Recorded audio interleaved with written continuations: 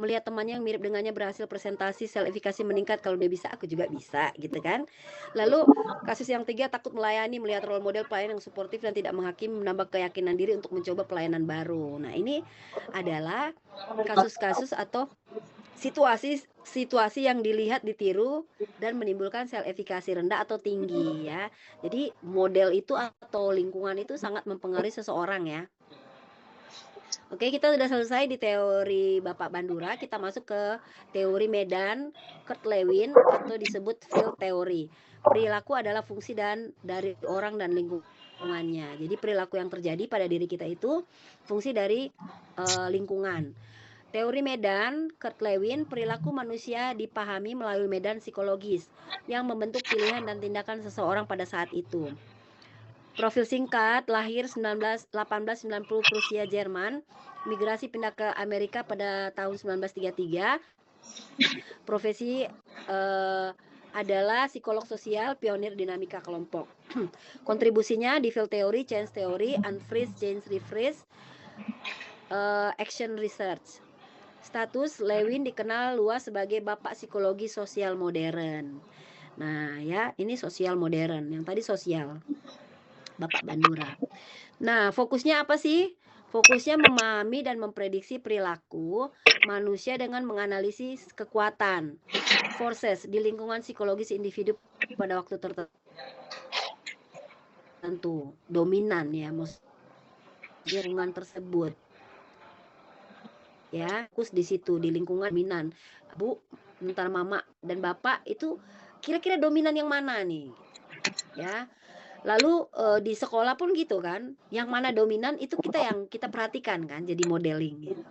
Makanya kalau artis-artis itu kan bener-bener jadi satu teladan gitu. Ya.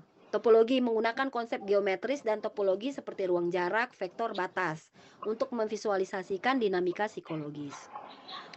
Rumus Lewin, B sama dengan ini ya rumusnya dia punya rumus F ya dalam kurung P titik I. Nah, rumusnya P itu person atau seseorang, kebutuhan, tujuan, keyakinan, efikasi diri. Person ya, P-nya.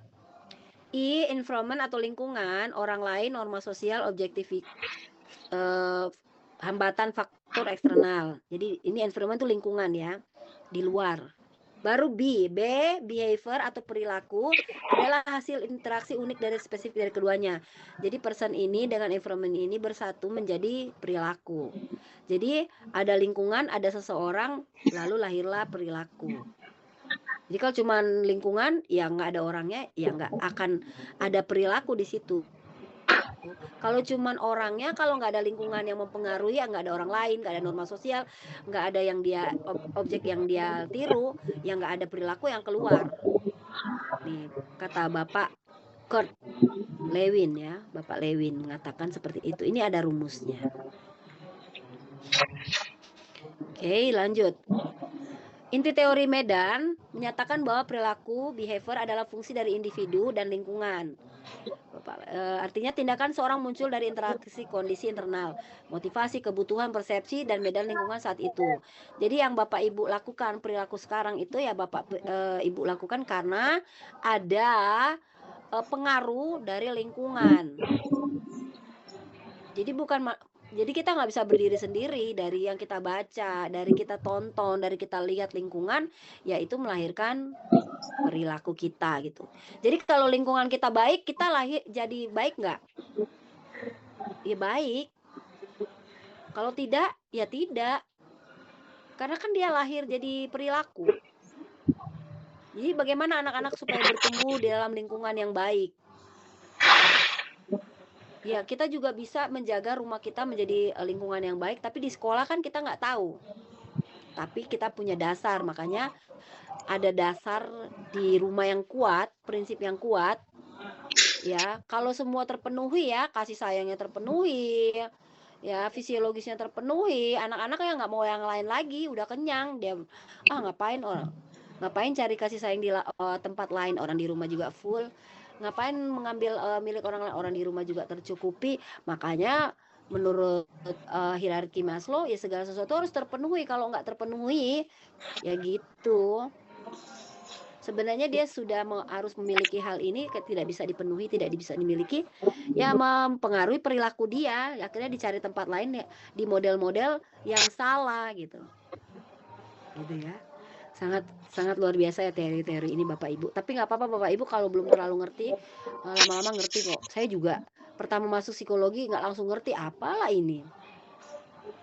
Nggak apa-apa. Ya. Nah, life space, ruang hidup, definisi seluruh pengalaman psikologi seorang pada waktu tertentu. Ini ya komponen life space, tujuan dan kebutuhan, goals-nya apa, lalu ada hambatannya, lalu dukungan sosial, lalu persepsi subjektif terhadap lingkungan. Jadi perubahan perilaku hanya terjadi saat struktur life berubah, cara pandang, motivasi atau lingkungan. Jadi kalau kebutuhan-kebutuhan menurut Maslow hierarki sudah terpenuhi, ya nggak mau berubah lah. Tapi kalau belum terpenuhi ya dia mau berubah gitu. Tapi perhatikan lingkungan, perhatikan persepsi diri kita dari attention kita yang kita lihat itu apa gitu. Pengaruhnya baik nggak buat kita atau tidak. Bisa buat kita lebih terhambat atau kita lebih ingin mencapai tujuan gitu. Ini secara psikologis. Jadi menurut ruang hidup atau life space menurut Lewin, ini juga perilaku ini bukan dipengaruhi oleh lingkungan saat sekarang. Nah, lingkungan saat sekarang yang dia lihat, lalu tindakan atau keputusan yang dia ambil, itu juga dipengaruhi oleh masa lalu. Ya, masa lalu saya tuh kayaknya, contoh ya, masa lalu saya gini, contoh gini. Ini contoh ya, life space saya. Masa lalu saya ini kurang kasih sayang.